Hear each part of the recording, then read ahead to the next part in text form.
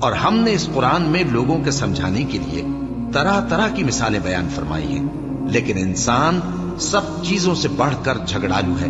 اور لوگوں کے پاس جب ہدایت آ گئی تو ان کو کس چیز نے منع کیا کہ ایمان لائیں اور اپنے پروردگار سے بخشش مانگیں، بجز اس کے کہ اس بات کے منتظر ہوں کہ انہیں بھی پہلوں کا سا معاملہ پیش آئے یا ان پر عذاب سامنے سے آ جائے۔ اور ہم جو پیغمبروں کو بھیجا کرتے ہیں تو صرف اس لیے کہ لوگوں کو اللہ کی نعمتوں کی خوشخبریاں سنائیں اور عذاب سے ڈرائیں۔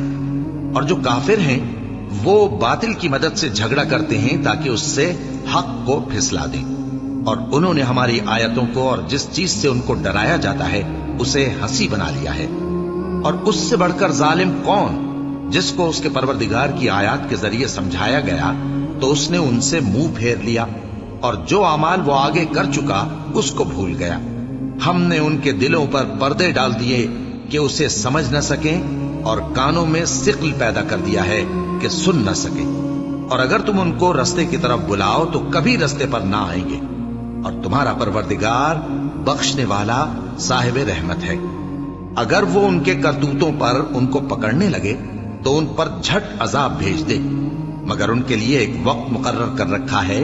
کہ اس کے عذاب سے کوئی پناہ کی جگہ نہ پائیں گے۔ اور یہ بستیاں جو ویران پڑی ہیں، جب انہوں نے کفر کر کے ظلم کیا تو ہم نے ان کو تباہ کر دیا، اور ان کی تباہی کے لیے ایک وقت مقرر کر دیا تھا